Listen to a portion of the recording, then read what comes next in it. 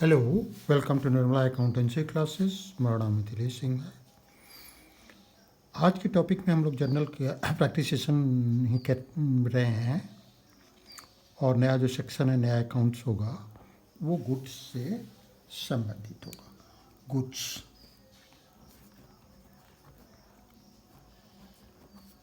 ठीक है। गुड्स से संबंधित ये नया सेशन होगा। गुड्स का मतलब क्या होता है? गुड्स का मतलब उन चीज़ों से होता है जिनमें कोई ऑर्गेनाइजेशन डील करता है, कोई बिजनेस डील करता है।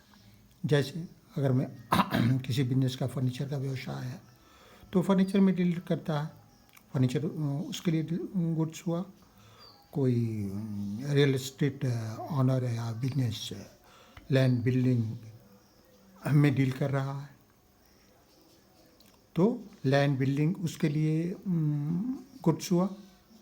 कोई या मशीन टूल्स का मैन्युफैक्चरर मशीन एंड टूल्स में डील कर रहा है तो वो मशीन और टूल्स उसके लिए गुड्स हुआ। मुख्य रूप बात ये है कि कोई मेडिसिन का प्रोड्यूसर मेडिसिन का मैन्युफैक्चर कर रहा है या मैन्युफैक्चर कर रहा है तो वो मेडिसिन से में डील कर रहा है। कोई दैट कंप्यूटर हार्डवेयर या कंप्यूटर बना रहा है तो वो उसमें डील कर रहा है, कंप्यूटर में डील कर रहा है। तो जिस चीज़ में जो ऑर्गेनाइजेशन, जो बिजनेस, जो फॉर्म डील करता है वो उसका गुड्स गुड्स होता है। उसको मर्केंडाइज भी हम लोग कहते हैं, मर्केंडाइज, जिसमें कोई ऑर्गेनाइजेशन डील करता है। Goods are those things in which a business organisation deals in, ठीक है। उसको हम लोग गुड्स कहते हैं। पहले गुड्स अकाउंट खोला जाता था, लेकिन गुड्स अकाउंट की गुड्स अकाउंट खोलने में अनेक कठिनाइयाँ होती थी, जिसको कवर अप करने के लिए, जिसको से निजात पाने के लिए अब गुड्स अकाउंट नहीं खोला जाता है। अब गुड्स के लिए कौन कौन से अकाउंट खोले जाते हैं? गुड्स के लिए 5 तरह के अकाउंट खोले जाते हैं। गुड्स के लिए 5 तरह के अकाउंट्स आज के दिन में खोले जाते हैं। कौन कौन से? एक तो पहला है परचेज अकाउंट,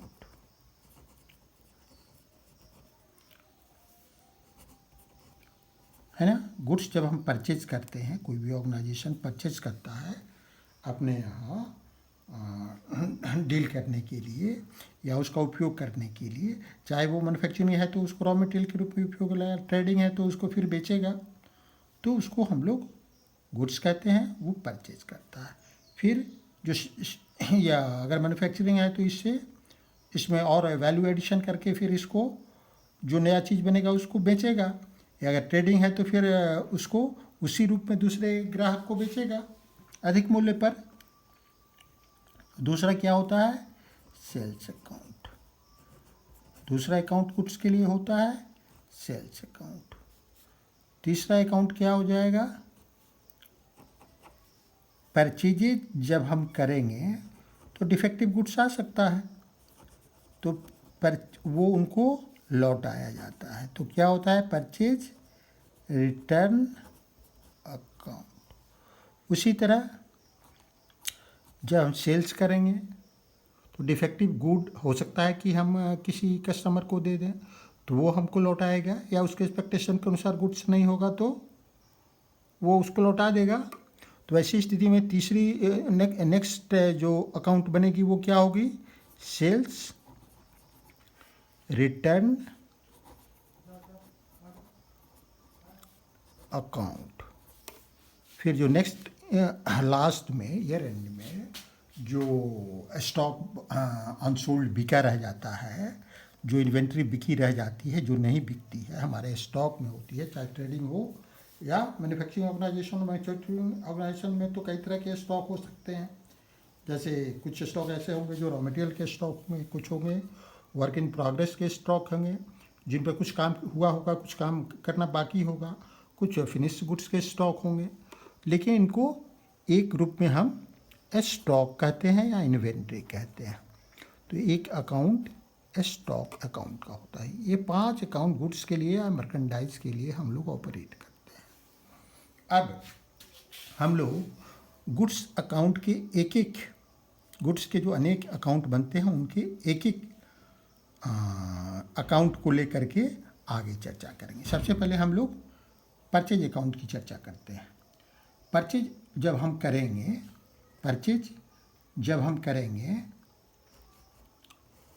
जब हम करते हैं तो या तो वो पेड होता है, ठीक है। अच्छा, परचेज अकाउंट का नेचर क्या होता है?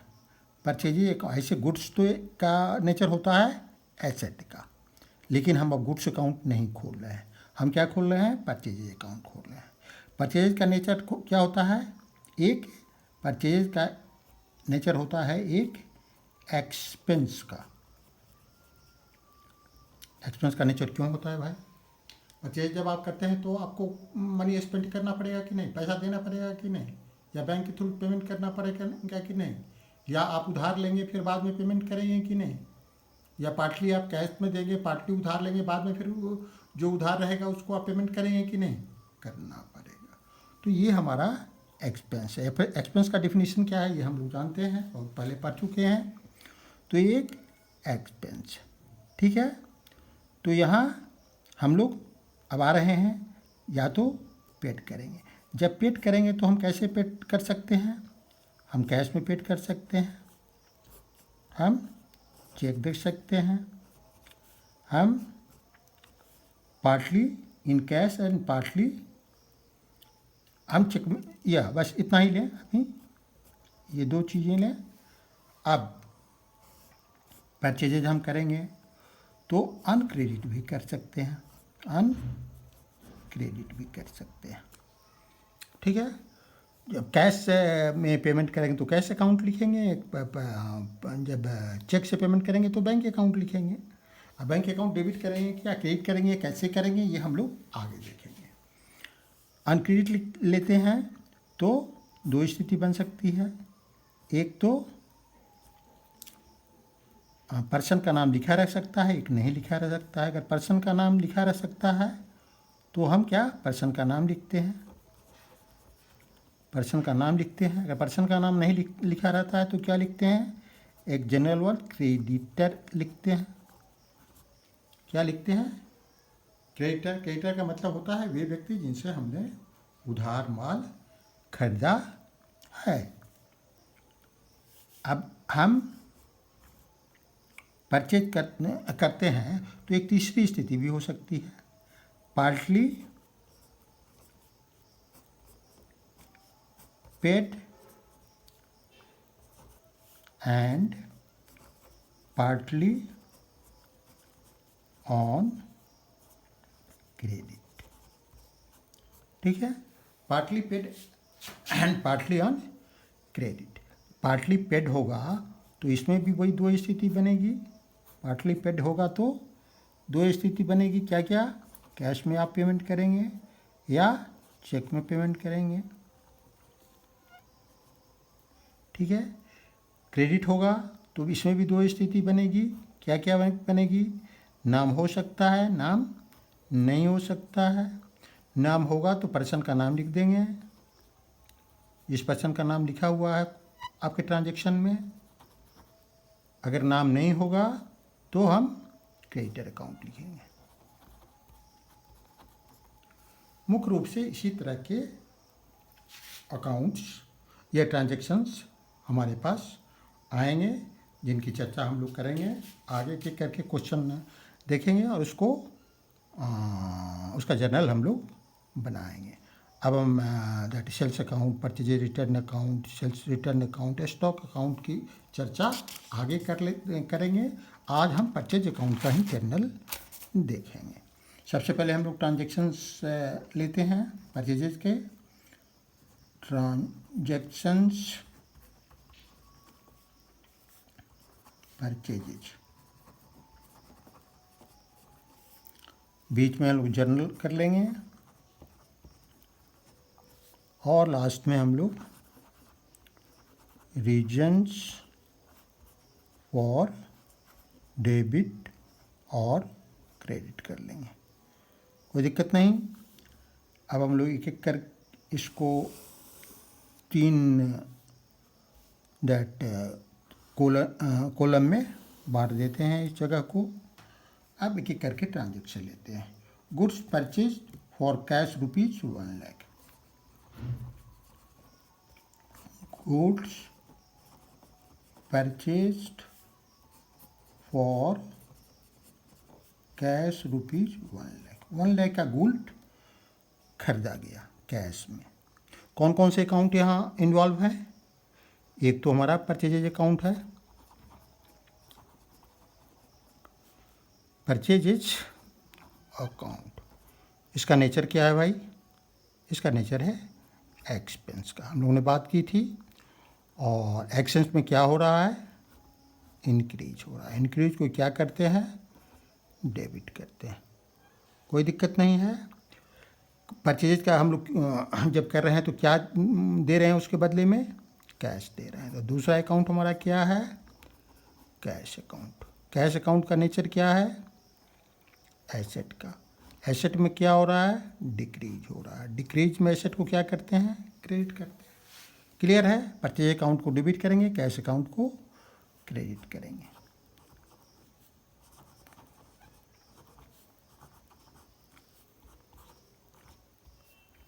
$1 lakh, purchase account debit 1 lakh to cash account 1 lakh. ये हमारा जर्नल हो गया। अब आगे देखेंगे दूसरा transaction, goods purchase for ₹3 lakh and paid by cheque. Goods purchased for ₹3 lakh and paid by cheque. 3 lakh के गुड्स खरीदा गया और चेक के द्वारा पेमेंट किया गया। यहाँ क्या क्या अकाउंट है? यहाँ भी परचेज अकाउंट होगा,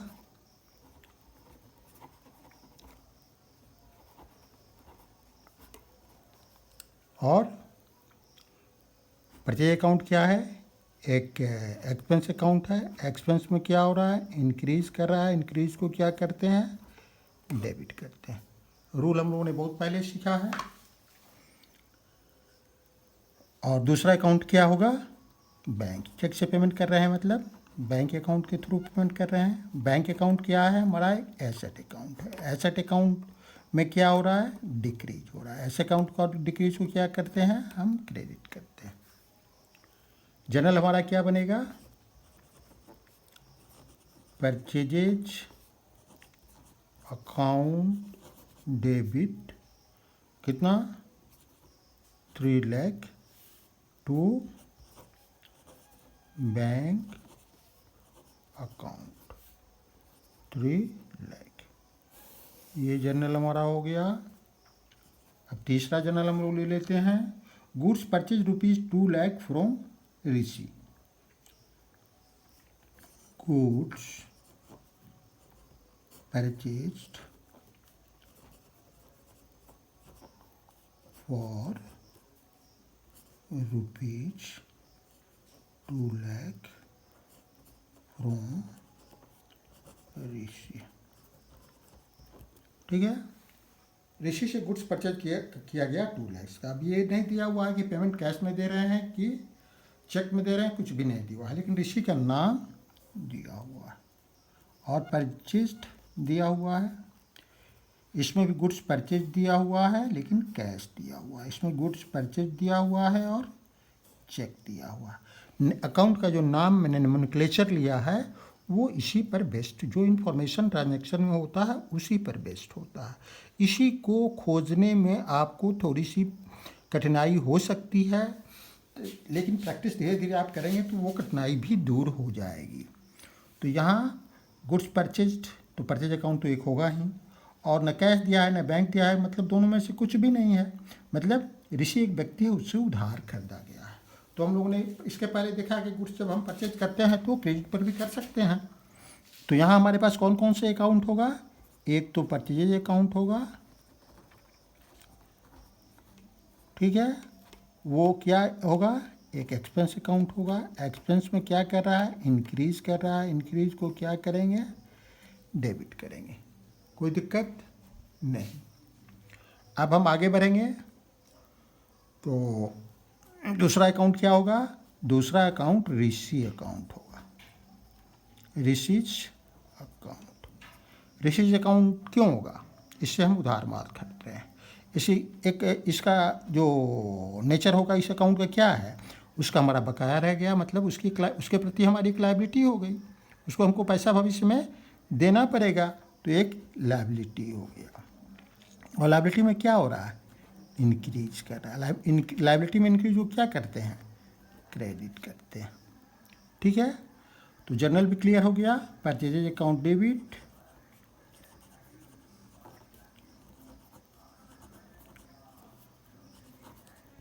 कितना?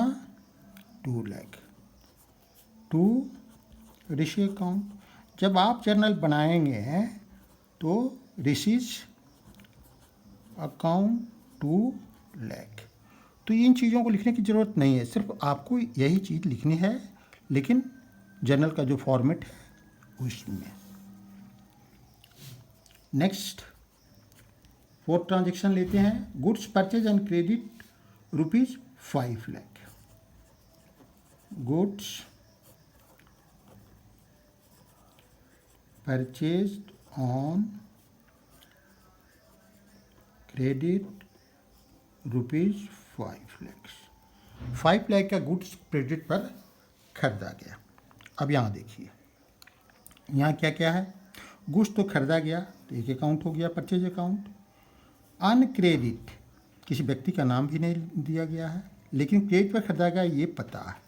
तो हमने एक ग्रुप आपको बताया है क्रेडिट पर कि नाम लिखा भी रह सकता है, नहीं भी लिखा रह सकता है। नहीं लिखा रहता है तो एक अकाउंट का भी मैंने नाम बताया था, क्रेडिटर अकाउंट। क्रेडिटर अकाउंट क्या होता है? एक लायबिलिटी होता है, क्योंकि उसको हमको पैसा देना होता है जब ड्यू डेट होता है पेमेंट का, उसमें उसको पैसा हमको भविष्य में देना होता है, ठीक है।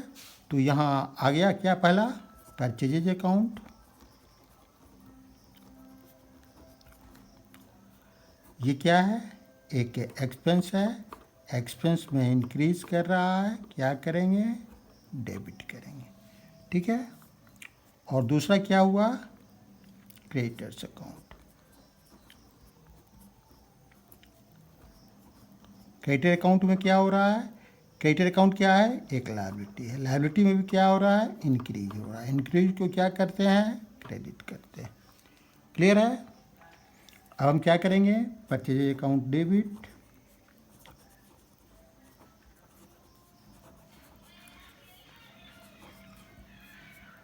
₹5 लाख टू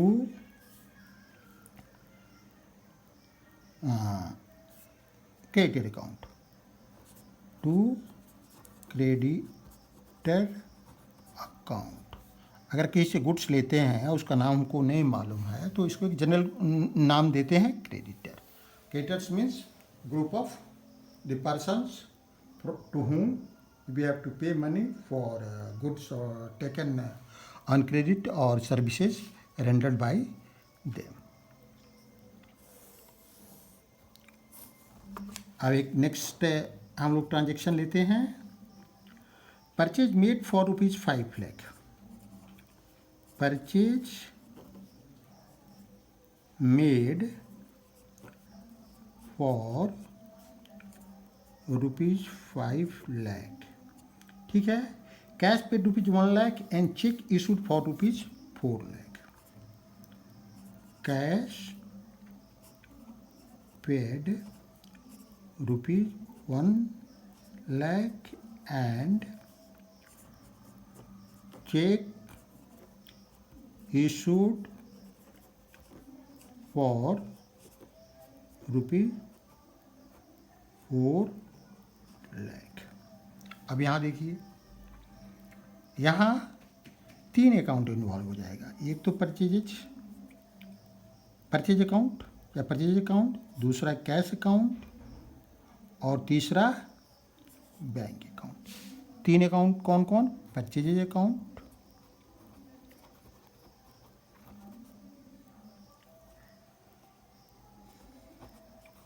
दूसरा अकाउंट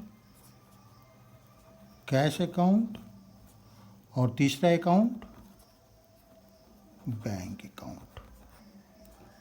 परचेज अकाउंट क्या है? एक एक्सपेंस है। कैश अकाउंट क्या है? एक एसेट है। बैंक अकाउंट क्या है? एक एसेट है। परचेज में क्या हो रहा है? इंक्रीज हो रहा है। एसेट में क्या हो रहा है? कैश में पेमेंट करेंगे परचेज के लिए तो डिक्रीज होगा। बैंक अकाउंट में भी डिक्रीज होगा। पेमेंट करेंगे तो बैंक अकाउंट के अमाउंट में डिक्रीज होगा। अब इंक्रीज होगा तो क्या करेंगे? परचेजेज में डेबिट करेंगे। एसेट में डिक्रीज होगा तो क्या करेंगे? क्रेडिट करेंगे। क्रेडिट करेंगे तो अभी हमारा जर्नल क्या हो जाएगा? परचेजेज अकाउंट डेबिट कितने से? पूरे अमाउंट से, दैट इज 5 लाख। पेमेंट ना हम कर रहे हैं चेक और कैश दोनों के द्वारा। कैश अकाउंट कितना? 1 lakh to bank account 4 lakh. ठीक है, ये एक जर्नल हुआ। एक ट्रांजैक्शन हम जल्दी से और लेते हैं। Purchase made for ₹5 lakh cash pay from Amar. Purchases made for ₹5 lakh from Amar. ठीक है, cash paid ₹1 lakh and cheque issued for ₹2 lakh. अब देखिए इस क्वेश्चन में क्या कर रहा है, इस ट्रांजैक्शन में क्या हो रहा है। परचेज हम कोई ऑर्गेनाइजेशन कर रहा है, बिजनेस कर रहा है 5 लाख का, लेकिन उसका एक व्यक्ति का नाम भी लिखा हुआ है अमर। उसको लेकिन 5 लाख में 1 लाख कैश दे रहा है, 2 लाख का चेक दे रहा है। मतलब 2 लाख का पेमेंट नहीं कर रहा तो 2 लाख क्या है? अनक्रेडिट है। मतलब पार्टली पेड है और पार्टली अनक्रेडिट है। तो इसमें कौन कौन सा अकाउंट आ जाएगा? इसमें हमारे पास 4 अकाउंट आएगा। कौन कौन? परचेजेज अकाउंट,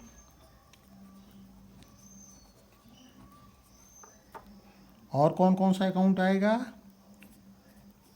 कैश अकाउंट, और कौन अकाउंट आएगा? बैंक अकाउंट, और कौन अकाउंट आएगा? अमर अकाउंट, अमर्स अकाउंट। ये 4 अकाउंट हमारे पास आएंगे। अब इनका नेचर क्या है? परचेजेज एक एक्सपेंस है और दैट कैश एक एसेट है, बैंक एक एसेट है,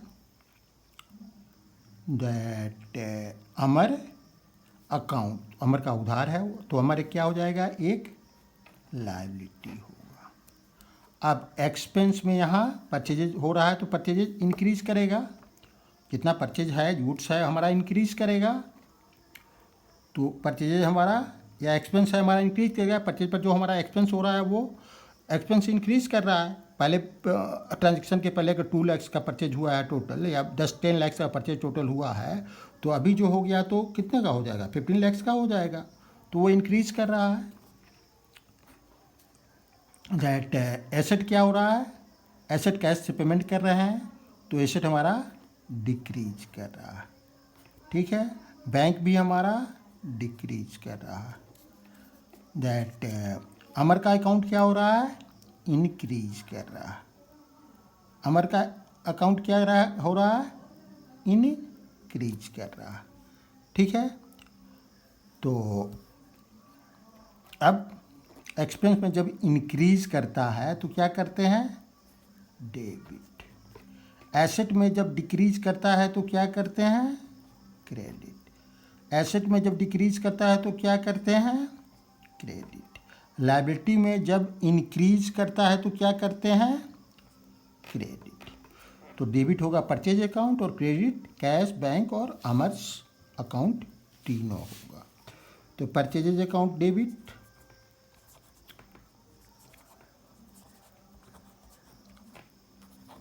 डेबिट कितना 5 lakh, to cash account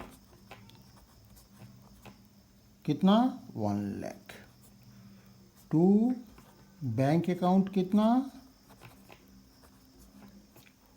1 lakh, to Amar account, Amar's account कितना, सॉरी चेक कितना का इशू है 2 लाख का, तो ये 2 लाख। तब अमर का कितना बाकी रह गया 213, 2 लाख बाकी रह गया, वो दिया हुआ नहीं है, हम कैलकुलेट कर लेंगे 22415। तो इस तरह परचेजेस के जर्नल बनाए जाते हैं। लगभग हर तरह की ट्रांजैक्शन हम लोगों ने लिया, ठीक है।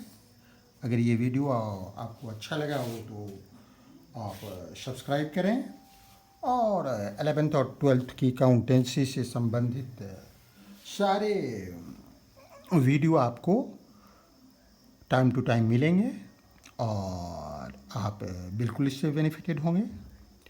Thank you, see you again. पिछले क्लास में हमने एक प्रॉब्लम किया था, उसमें एक छोटी सी क्या कहें इसको हम, ओवरलैपिंग हो गई थी, तो इसको हम लोग सुधार लेते हैं। दैट 8 लाख का हमारा इंडियन बैंक का लोककारी पेमेंट था, कैश हम लोगों ने पेमेंट किया था 1 लाख का, बैलेंस हम लोगों ने 7 लाख का पेमेंट किया था, लेकिन ये 1 लाख लिखा गया था, ये 7 लाख कर दिया गया। ओके, पिछले वीडियो भी आप देख सकते हैं, सारे के सारे वीडियो आपके लिए फ़ायदेमंद हो गए। जर्नल मैं एक अलग तरीके से कर रहा हूँ, जो हर तरह के जर्नल आपको मिलेंगे, इसलिए आवश्यक है कि आप इसको सब्सक्राइब करें। Thank you, see you again.